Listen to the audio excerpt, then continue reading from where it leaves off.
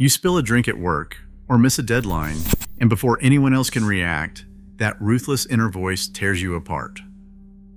Most people assume self-criticism is just being honest. But psychologists say nearly 80% of us experience these relentless thoughts for reasons we rarely see.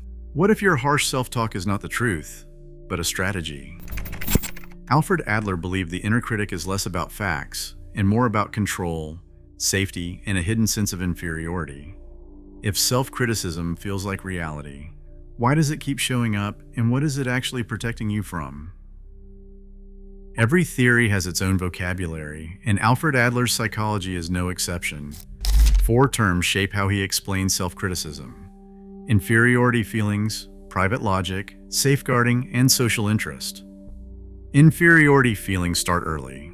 Every child is born small, weak, and dependent, surrounded by adults who seem to have all the answers. Adler said this natural sense of being less does not mean something is wrong with you. Instead, it is a universal experience, the starting line for growth. These feelings can push someone to work harder after a tough job interview, or to scroll endlessly through social media chasing a sense of worth. The phrase, "I am not enough," echoes this core experience. Private logic is the set of personal rules we build from early life. It is not logic in the mathematical sense, but an internal story about what makes someone safe, accepted, or valuable. For example, a child who learns that praise comes only with perfect grades might grow up believing that if I am not perfect, I will be rejected. That private logic becomes the script the inner critic follows, often without question. Safeguarding is the protective armor we build to avoid pain or failure. Adler described it as anything that shields self-esteem from being fully tested. Self-criticism fits here. If you delete a draft before anyone can judge it, or quit a project early, you avoid the risk of open failure. The critic's voice warns you not to try too hard because you might lose, and that warning can keep you from ever taking a real chance. Social interest is Adler's antidote. He believed mental health grows when people turn outward toward connection, contribution, and helping others. When self-criticism locks someone into isolation, social interest pulls them back into community. Volunteering, teamwork, or simply helping a friend are all ways to break the critic's loop and rediscover belonging. These 4 terms, rooted in Adler's view of purposeful behavior, turn vague, painful feelings into something you can name, see, and eventually change. Perfectionism often wears the mask of self-improvement, but underneath it is a strategy for protection. The inner critic does not just point out flaws, it hunts for them, convinced that spotting every mistake in advance will prevent embarrassment or rejection. The belief sounds reasonable. If I never slip up, no one can judge me. But the reality is more complicated. The critic sounds honest, but it is serving a purpose. Picture a creative professional at a spotless desk, surrounded by color-coded notes, drafts open but never finished. The urge to get everything just right keeps them stuck in an endless cycle. Find a flaw, feel a spike of guilt, promise to do better, then crash into exhaustion. Studies show self-critical perfectionists often feel a burst of urgency after beating themselves up.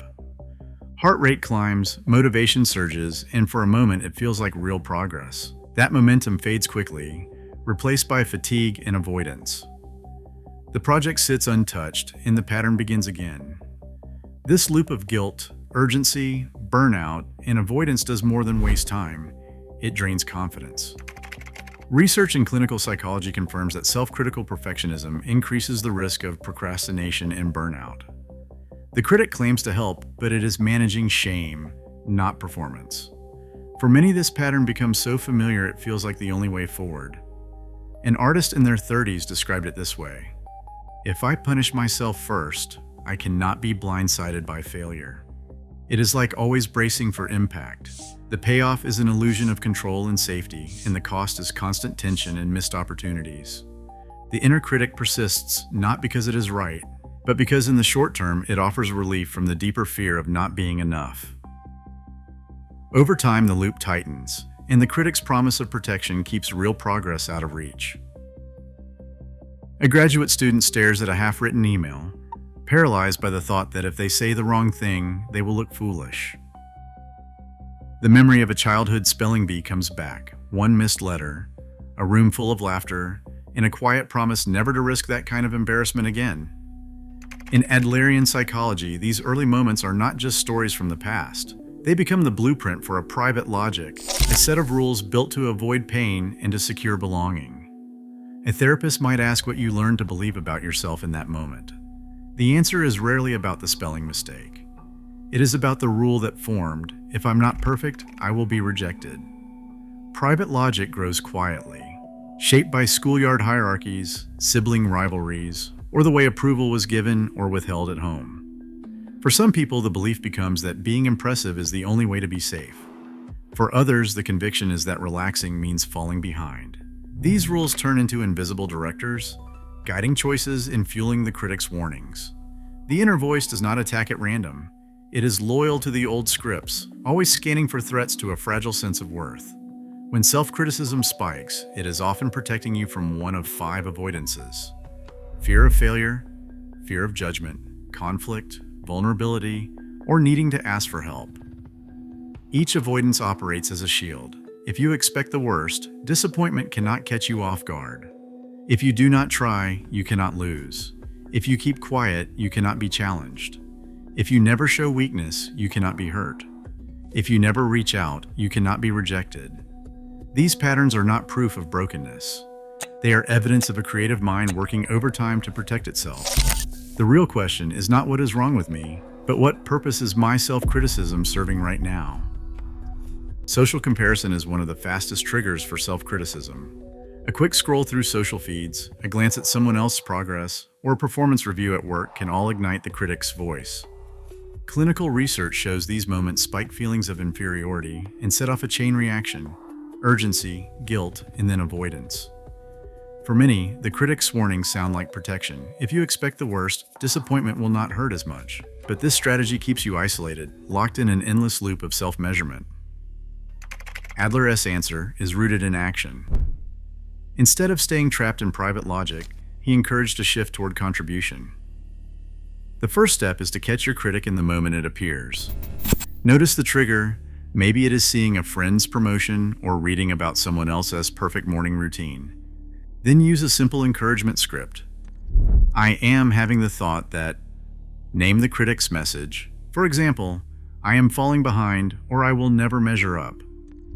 This is my brain trying to protect me from rejection, embarrassment, or failure. The courageous move would be reaching out, sharing your work, or starting a small task. This 3-line exercise is more than a mental trick. Studies show that when people replace harsh self-talk with practical encouragement, their motivation becomes steadier and less tied to guilt spikes. Adlerian therapy trials report a 40 to 50% reduction in self-critical episodes when encouragement replaces criticism. The challenge is simple and practical. Pick one thing you have been criticizing yourself about. Maybe an unfinished project or a conversation you have been avoiding. In the next 24 hours, do a small, imperfect version of that action. Success will not be measured by how flawless it is, but by your willingness to try. Courage and contribution, not perfection, are the new benchmarks. The goal is not to silence your inner critic forever, but to stop letting it decide what you do next. Right now, record numbers struggle with perfectionism and self-doubt, especially online, where comparison never stops. Adler's insight still matters. The inner critic is not destiny. Choosing encouragement over attack isn't easy, but it is possible. The world needs your contribution, not your self-punishment. What will you dare to try today?